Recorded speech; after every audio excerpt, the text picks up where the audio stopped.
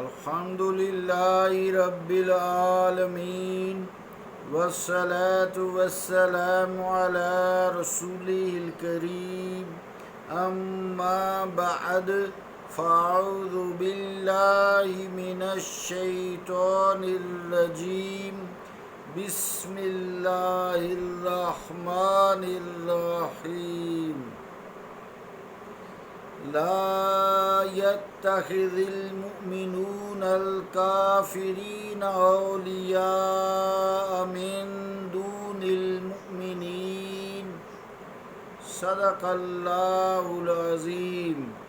واجب الاحترام سامعین، السلام علیکم ورحمۃ اللہ وبرکاتہ۔ سورہ آل عمران کی 28 نمبر آیت کا پہلا حصہ تلاوت کرنے کی سعادت حاصل کی ہے۔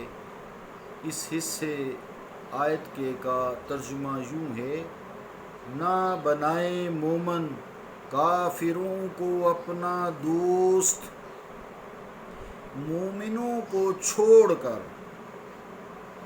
اللہ کا قول سچا ہے جو بڑی ہی عظمت والا ہے۔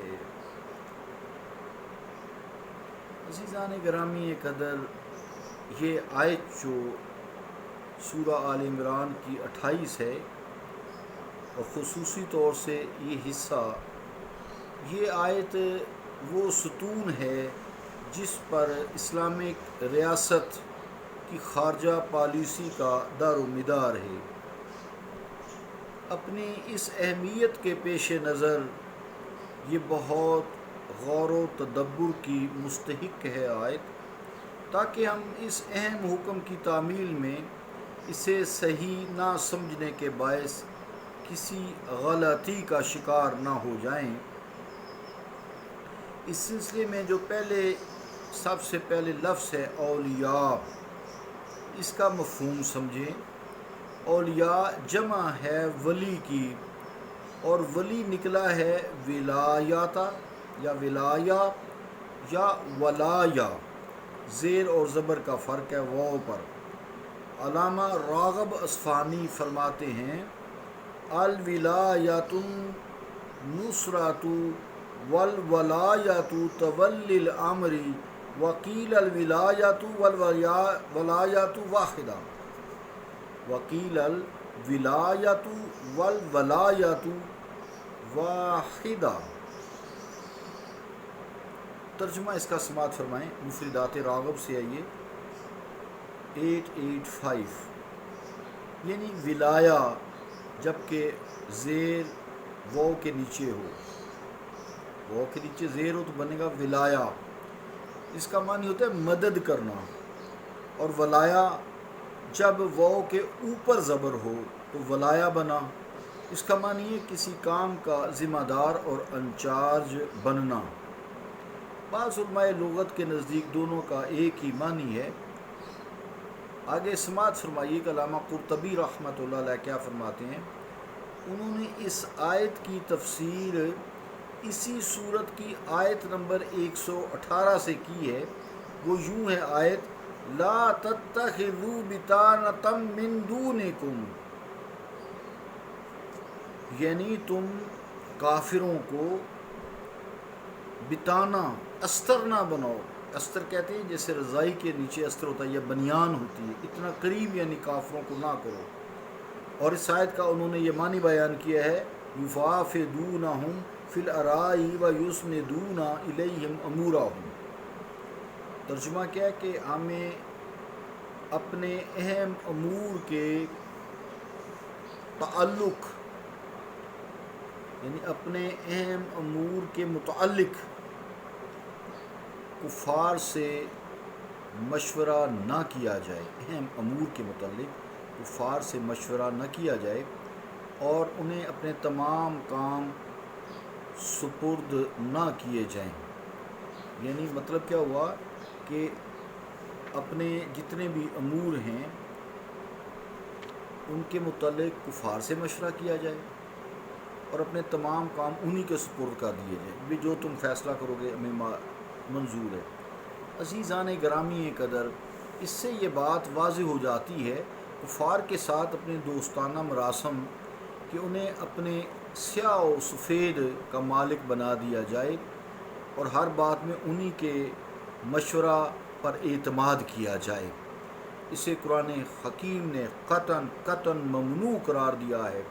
ایسا رویہ اختیار کرنا کسی آزاد قوم اور آزاد حکومت کے شایان شان نہیں، بلکہ حقیقت میں یہ ذہنی غلامی کا یہ دوسرا نام ہے جسے غیرت اسلام برداشت نہیں کر سکتی۔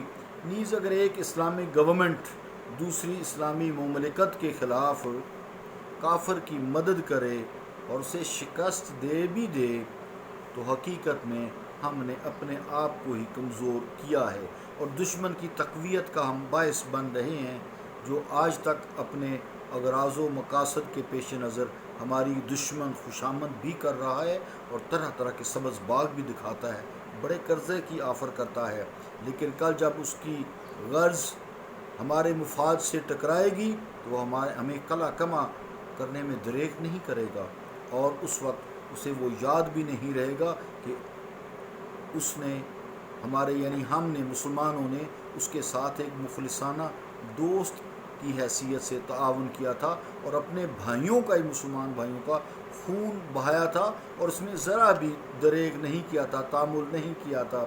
عزیزان گرامی قدر، جو لوگ اندلس کے زوال اور بربادی کی خون چکاں داستان سے واقف ہیں یا جنہوں نے سلطنت مغلیہ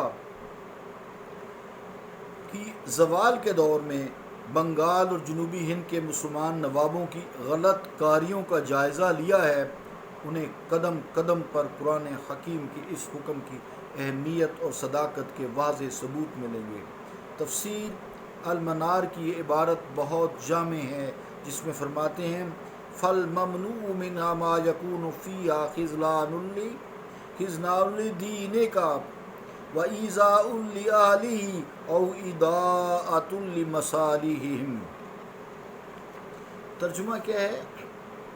یعنی کفار کے ساتھ ایسی دوستی ممنوع ہے جس سے تیرے دین کی رسوائی ہو یا تیرے دینی بھائیوں کو اذیت پہنچے یا ان کے وقار اور مفاد کو نقصان پہنچے۔